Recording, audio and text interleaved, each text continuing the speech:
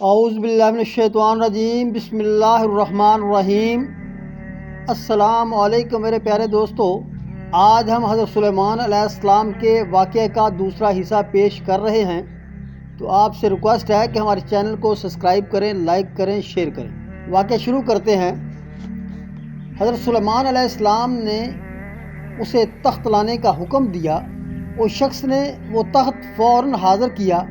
حضرت سلیمان علیہ السلام کی نظر فوراً تخت پر پڑی۔ پلک جھپکنے سے پہلے تخت پہنچ چکا تھا۔ یہ دیکھ کر حضرت سلیمان علیہ السلام کی زبان پر بے ساختہ شکر کے کلمات جاری ہو گئے۔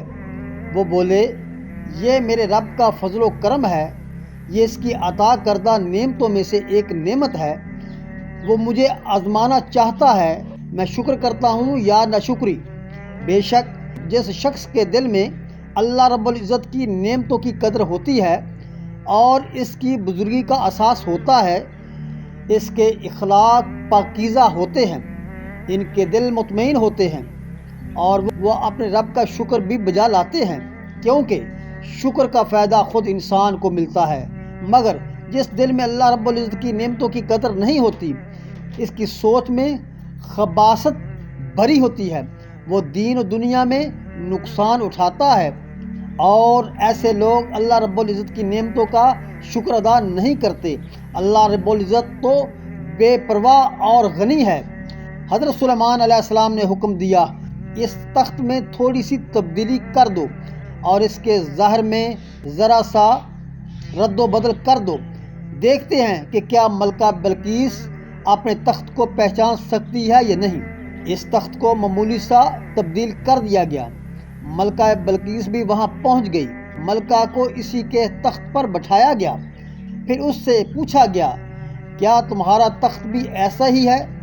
ملکہ تو تخت دیکھ کر پہلے ہی چکرا کر رہ گئی تھی۔ وہ دل ہی دل میں سوچ رہی تھی کہ یہ تو میرا ہی تخت لگتا ہے، یہاں کیسے آ گیا؟ مگر خاموش رہی کہ شاید حضرت سلیمان علیہ السلام کا تخت بھی ایسا ہی ہو۔ اب جب اس سے اس تخت کے بارے میں پوچھا گیا تو بات اس کی سمجھ میں نہ آ سکی۔ وہ حیران ہو گئی کہ اس سے یہ بات کیوں پوچھی گئی، اس بات کے پوچھنے کی وجہ کیا ہو سکتی ہے۔ اس نے حیرت سے کہا، میرا تخت ہو بہو ایسا ہی ہے، بلکہ مجھے تو لگتا ہے کہ یہ تخت میرا ہی ہے، مگر اس میں ہلکی سی تبدیلی ہے۔ اگر یہ میرا تخت ہے تو یہ کیسے آ گیا، اور اگر یہ میرا تخت نہیں ہے تو پھر یہ اور بھی حیرت کی بات ہے۔ ملکہ حیران ہوگی اور پریشان میں ملکہ حیرانگی اور پریشانی میں اس سے آگے کچھ نہ کہہ سکی۔ وہ بالکل ساختہ بت بنی بیٹھی رہی۔ حضرت سلیمان علیہ السلام کا محل بہت ہی خوبصورت اور نفیس تھا۔ خوبصورتی میں یہ محل اپنی مثال آپ تھا۔ ملکہ بلقیس اتنا خوبصورت محل دیکھ کر حیران رہ گئی۔ اس کے تو خواب و خیال میں بھی یہ نہیں تھا حضرت سلیمان علیہ السلام کا محل اس قدر نفیس اور خوبصورت ہوگا۔ اس محل کا سارا فرش شیشے کا تھا اور نیچے پانی بہہ رہا تھا۔ ملکہ سبا جب اس محل میں داخل ہونے لگی تو اسے یہاں لگا جیسے فرش پر پانی کی موجیں بہہ رہی ہیں، اور اسے یہاں سے گزر کر حضرت سلیمان علیہ السلام کے محل میں داخل ہونا تھا۔ ملکہ سبا نے جب فرش پر پانی بہتا دیکھا تو اس نے اپنے پانچے چڑھا لیے کہ کہیں کپڑے پانی میں بھیگ نہ جائیں۔ حضرت سلیمان علیہ السلام نے دیکھا تو کہا، یہ پانی نہیں بلکہ شیشے کا فرش ہے جس کے نیچے پانی نظر آ رہا ہے۔ یہ سن کر ملکہ سبا کی آنکھیں حیرت سے کھل گئیں، دل پر پڑے غفلت کے پردے ہٹ گئے۔ اس نے فوراً اللہ رب العزت کی بارگاہ میں عرض کی، اے اللہ، میں آج تک تیری عبادت سے منہ موڑے رہی، آج تک تیری رحمت سے محروم رہی۔ اے میرے رب، میں نے اپنی جان پر ظلم کیا، میں تیرے نور اور تیری قدرت سے بے خبر رہی۔ اب میں حضرت سلیمان علیہ السلام کے ساتھ تجھ پر خلوص دل سے امان لاتی ہوں اور تیری فرما برداری کا دم بھرتی ہوں۔ تو ہی سب سے بڑھ کر رحم کرنے والا ہے۔ حضرت سلیمان علیہ السلام کا ایک بہت بڑا کارنامہ ہیکل سلیمانی کی تعمیر بھی ہے۔ حضرت سلیمان علیہ السلام کے صنعتی، تجارتی اور صنعتی کارناموں کان کنی کی وسیع سرگرمیاں، تعمیرات اور اعلیٰ درجے کے بود و باش کی کوئی مثال عبرانیوں کی شاخی تاریخ میں نہیں ملتی۔ حضرت داؤد علیہ السلام کی طرح حضرت سلیمان علیہ السلام کا محل بھی فوتکی معمار نے بنایا تھا۔ اس کے لبنان کے دیودار استعمال ہوتے تھے۔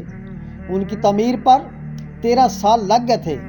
محل کے جس حصے میں حضرت سلیمان رہتے تھے اس میں دیواروں کے اتنے ستون استعمال کیے گئے تھے کہ وہ لبنان کے جنگل کی لکڑی کا محل مشہور ہو گیا تھا۔ حضرت سلیمان علیہ السلام نے جو ہیکل بنوایا وہ کبھی لحاظ سے زیادہ اہم تھا۔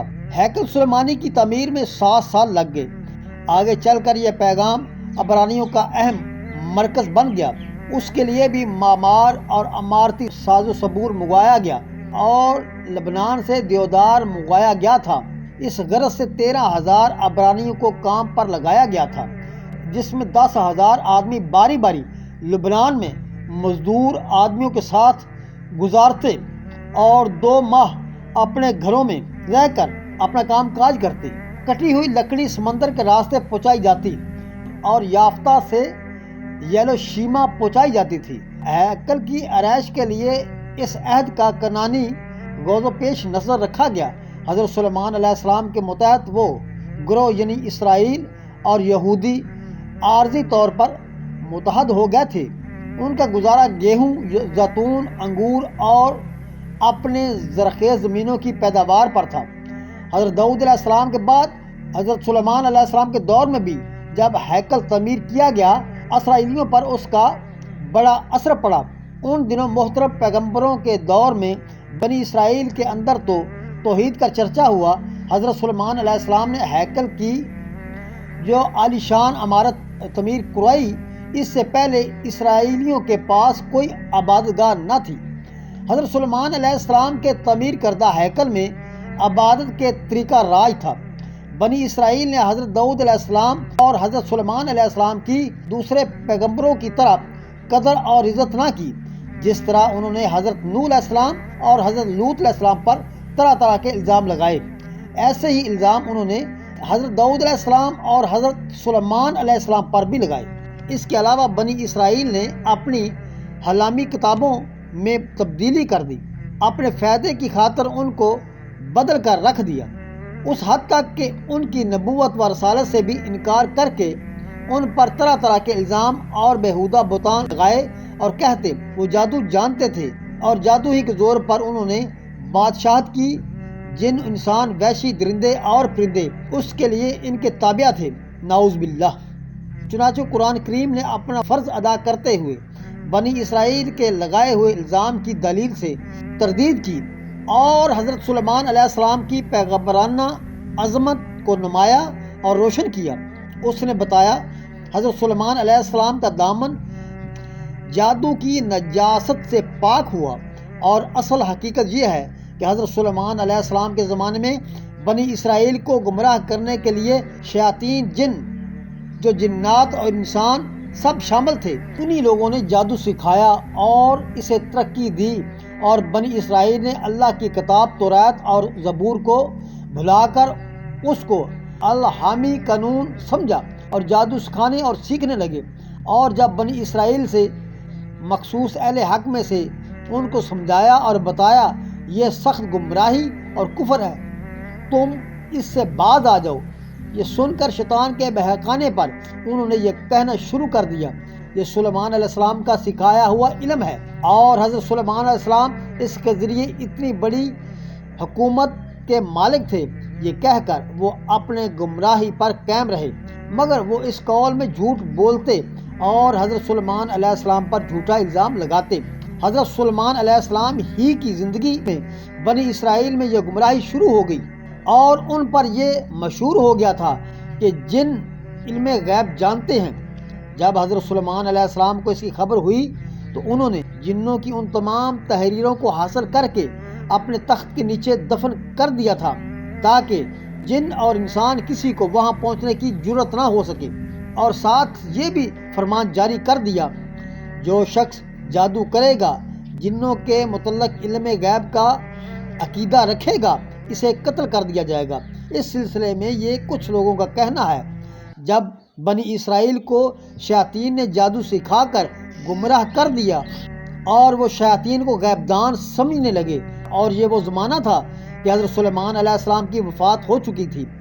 اس وقت ان کے درمیان خدا کا کوئی نبی موجود نہیں تھا۔ بنی اسرائیل کو راہ ہدایت دکھانا اور سکھانے کے لیے اس معجزانہ طریقے کے مطابق جو صدیوں سے ان کے لیے اللہ رب العزت کی جانب سے سنت بنایا ہوا تھا، ماروت اور ہاروت دو فرشتے آسمان سے نازل کیے گئے۔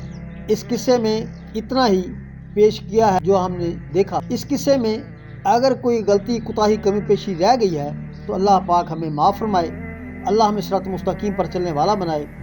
السلام علیکم ورحمۃ اللہ وبرکاتہ۔